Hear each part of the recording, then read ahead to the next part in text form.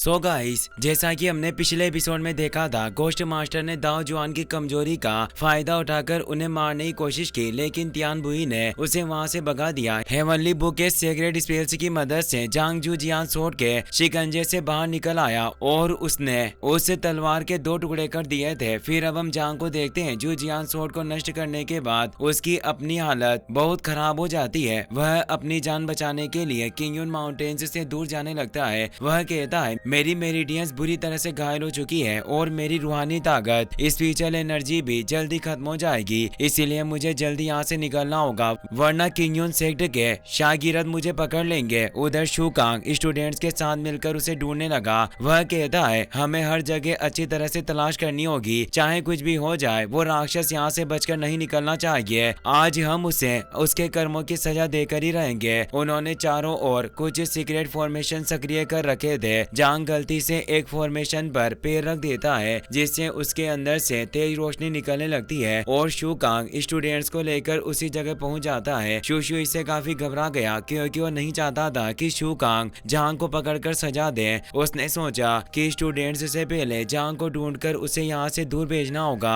उसे जमीन पर खून के निशान दिखाई देते हैं और जांग आगे एक पेड़ के पीछे छुपा हुआ होता है। शुशु को लगभग उसके बारे में पता चली गया था, लेकिन उसने शुकांग को यह बात न बताकर अपने जादू से खून के निशान गायब कर दिए। उसकी हरकतें देखकर शुकांग हैरान रह गया और पूछने लगा, आखिर तुम क्या कर रहे हो और तुम्हें उस राक्षस के बारे में कुछ पता चला या नहीं? शुशु बहाना बनाता है, मुझे लगा कि वो इस तरफ गया है, मगर शायद मेरी गलतफहमी थी। लेकिन शुकांग को उसका बर्ताव ठीक नहीं लगता। उसने बाकी स्टूडेंट्स को बुलाकर वहाँ छानबीन शुरू करवा दी। शुशु कहता है, अगर हमने सिर्फ एक जगह पर ध्यान दिया तो मुझे डर है कि गुइली यहाँ से बचकर भाग जाएगा। बेहतर यही होगा कि हम अलग अलग होकर पूरे जंगल की तलाश करें। मगर शुकांग ने उसकी एक ना सुनी और स्टूडेंट्स को लेकर आगे बढ़ गया। इधर बिस्टेगोट बहुत बुरी तरह से जख्मी हो चुका था। उसकी हालत अब ऐसी नहीं थी कि वह लड़ सके, इसीलिए वह तावती पर बैठकर वहां से भागने लगा। लेकिन लीजून ने एल्डर लू के साथ मिलकर उसे फायर फॉर्मेशन में कैद कर दिया। शांगवान ने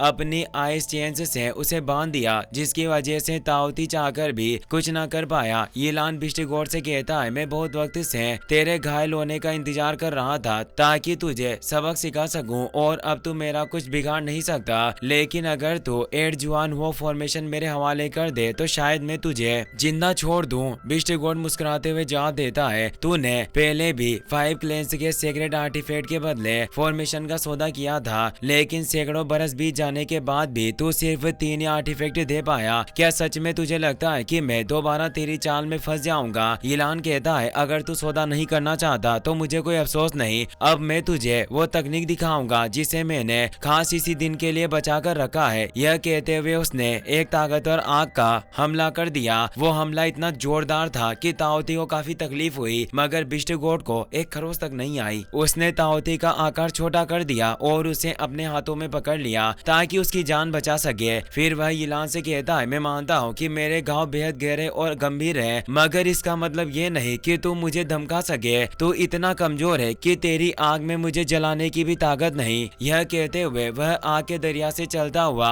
बाहर निकल आया। यिलान गुस्से में तिलमिला उठा और उसने फ्लेम फिनिक्स से उस पर हमला कर दिया, लेकिन बिस्टेगोट उस फिनिक्स से डरने के बजाय मुस्कुराने लगा और उसे लिंग लोंग की याद आ गई। वह मन ही मन सोचने लगा, उस दिन भी बिल्कुल ऐसी लपटे थी। लिंग लोंग, मैं बस तुमसे यही जानना चाहता हूँ, उस वक्त में तुम्हारी नजरों में आखिर क्या था? इधर लीजून, एल्डर लू और शांगवान मिलकर उस पर हमला करने लगे। बिस्टेगोट ने अपनी आंखें बंद कर ली और चेहरे पर एक अजीब सी खुशी के लिए मौत को गले लगाने के लिए तैयार हो गया, मानो उसे सिर्फ इसी पल का इंतजार था, और उसे कैद कर दिया। जियो बाई वहां आ गई। उसे देखकर यिलान को गुस्सा आने लगा। वह कहता है, तुम तो 9-tailed फॉक्स हो ना? 300 साल पहले तुमने मिस्टिक फ्लेम मिरर चुराया था। जियो बाई मुस्कुराकर बोली, तुम्हारा जिस्म कमजोर होता जा रहा है, मगर तुम्हारी याददाश्त अब भी तेज है। हाँ, तुम सही समझ रहे हो, वही मैं थी जिसने तुम्हारी वेली से मिस्टिक फ्लेम मिरर चुराया था। यिलान गुस्से से बोला, तेरी हिम्मत इतनी बढ़ गई है कि मेरे सामने आने की जुर्रत कर रही है। आज मैं तुझे मारकर 300 सालों का गुस्सा और नफरत खत्म कर दूंगा।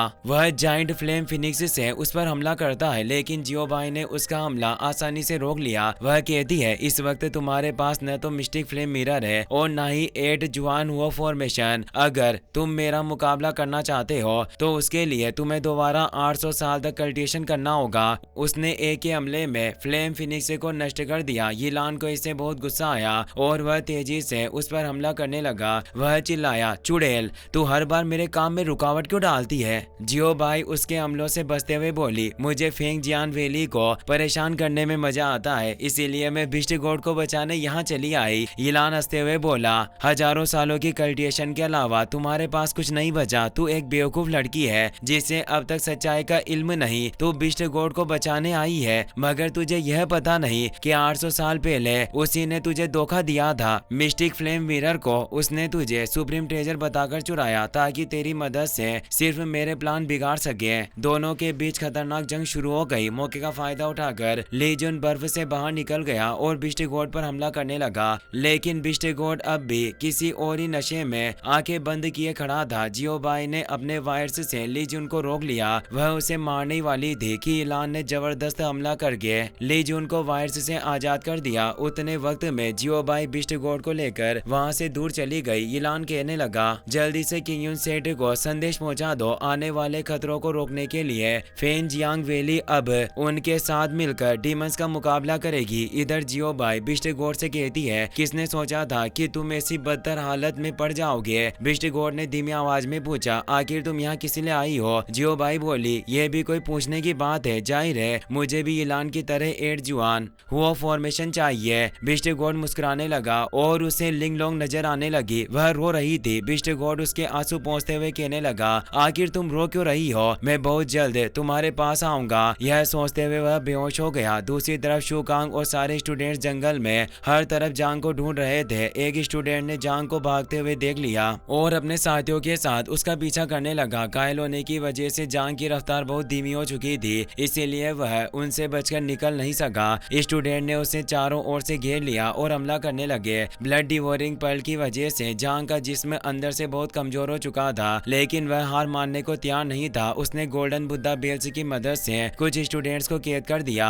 मगर एक स्टूडेंट ने जबरदस्त हमले से सारे बेल्स को तोड़ दिया और तलवार जांग के सीने में घोंप दी। उसे बेहद तकलीफ हुई, लेकिन उसने हिम्मत दिखाते हुए स्टूडेंट को जोरदार मुक्का मारकर दूर गिरा दिया। वह पूरी ताकत से ऊर्जा छोड़कर तलवार को अपने सीने से बाहर निकाल लेता है, पर तभी एक स्टूडेंट ने मौके का फायदा उठाकर उस पर हमला कर दिया, जिससे उसकी सीने की हड्डियां टूट गई। जांग को बहुत गुस्सा आया और उसने अपना ब्लड आर्ट सक्रिय कर दिया। अब वह सिर्फ हमलों से बच नहीं रहा था, बल्कि खून के जज्बात से भरे गुस्से में उन पर पलटवार करने लगा। शुकांग उसे कैद करने के लिए स्वॉर्ड फॉर्मेशन सक्रिय करने लगा। जांग वहां से भागने की कोशिश कर रहा था और स्टूडेंट्स भी उसके पीछे दौड़े, लेकिन जांग ने ब्लड चेंज से उन्हें जकड़ लिया। शुकांग गुस्से से बोला, तुम कितनी भी कोशिश क्यों ना कर लो, यहाँ से बचकर नहीं निकल पाओगे। आज तुम्हारी सारी कोशिशें नाकाम साबित होगी। यह कहते हुए उसने तेजी से तलवार जांग पर चला दी। तलवार इतनी तेजी से आई कि जांग उसे देख भी ना सका और उसने उसका पेट चीर कर रख दिया। बहुत से स्टूडेंट्स एक साथ उस पर टूट पड़े। जांग कुछ ना कर सका और बुरी तरह घायल होकर जमीन पर गिर गया। घोस्ट मास्टर छिपकर ये पूरा मंजर देख रहा था। वह सोचने लगा, इस वक्त गुइली बुरी तरह से घायल हो चुका है। अगर मैं मौका गवाए बिना वार करूं तो शायद इसे कैद किया जा सकता है और शायद मुझे हुआन युआन केव का राज भी मिल जाए। उसने जांग पर हमला करने के लिए नीडल्स सक्रिय कर ली। उधर शुकांग स्टूडेंट से कहता है, जल्दी से इस राक्षस को किंग युन सेक्ट में वापस लेकर चलो ताकि ग्रैंड मास्टर इसका इंसाफ कर सके। वो जांग को पकड़ने वाले थे कि घोस्ट मास्टर ने हमला करके सबको दूर धकेल दिया।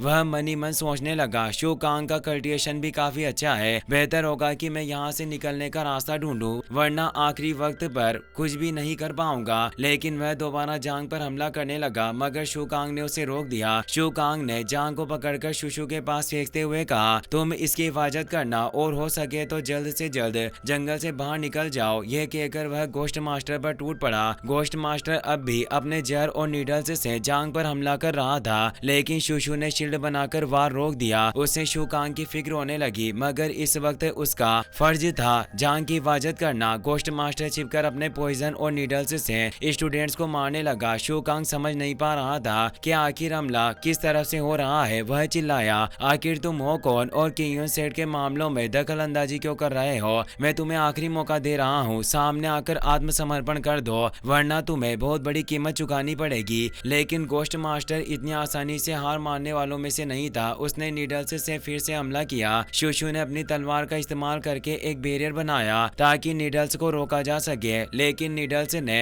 आसानी से बैरियर तोड़ दिया और स्टूडेंट्स की तरफ बढ़ गई। शुशु डर गया, उसे लगा स्टूडेंट्स अब बच नहीं पाएंगे, लेकिन तभी काले कपड़े पहने हुए लोग वहां गए और स्टूडेंट्स को बचा लिया। भले ही उन्होंने उन्हें मौत से बचाया था, मगर स्टूडेंट्स ने उन पर हमला कर दिया, इसीलिए काले कपड़ों वाले लोग पलटकर उन्हें पीटने लगे। इन्हीं में से 2 लोग जांग को उठा ले गए। शुशु ने उनका पीछा करने की कोशिश की, मगर एक आदमी ने उसे जोरदार वार करके दूर कर दिया। उसने जायंट गोल्डन स्वॉर्ड से हमला कर उसका ध्यान भटका दिया। इतने वक्त में अपने साथियों के साथ वह उड़नछू हो गया। शुशु बिना वक्त गवाए अपने पिता शुकांग के पास पहुंचा और दुश्मनों के बारे में पूछने लगा। शुकांग ने कहा, दुश्मन बेहद ताकतवर है और उनकी तादाद भी ज्यादा है, बेहतर होगा कि हम कोई बेवकूफी न करें। भले ही काले कपड़ों वालों ने अपनी टेक्निक से छुपा रखी थी, मगर मैं यकीन से कह सकता हूँ कि वो डेमोनिक सेक्ट से नहीं थे। अगर वो सचमुच डेमोनिक सेक्ट के लोग होते तो आखिर उन्हें अपना चेहरा और टेक्निक छिपाने की क्या जरूरत थी? आखिर कोई गुड सेक्ट उस राक्षस की मदद कर रहा है। गोल्डन स्वॉर्ड देखने के बाद से ही शुशु को तियानिन टेम्पल पर शक होने लगा और धीरे धीरे उसका शक यकीन में बदल गया, लेकिन उसे समझ नहीं आ रहा था कि आखिर तियानिन टेम्पल के लोग जांग को क्यों बचाएंगे। घोस्ट मास्टर जांग को पकड़ने में नाकाम रहा और वहां से गायब हो गया। उधर जुएकी को जांग की बहुत फिक्र हो रही थी। वह वेन मिन से उसके बारे में पूछने लगी। वेन मिन ने बताया, कोई भी उसे पकड़ नहीं सका।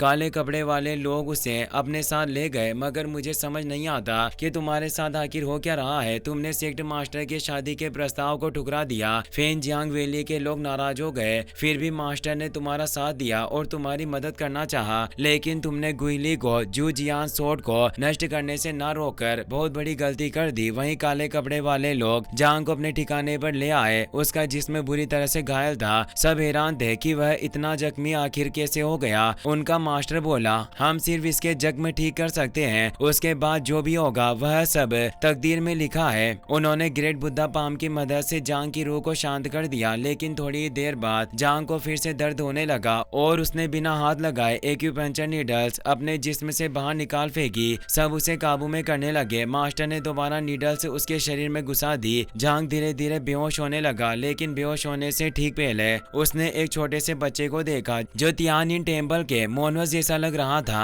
और इसी के साथ यह एपिसोड यहीं पर खत्म होता है।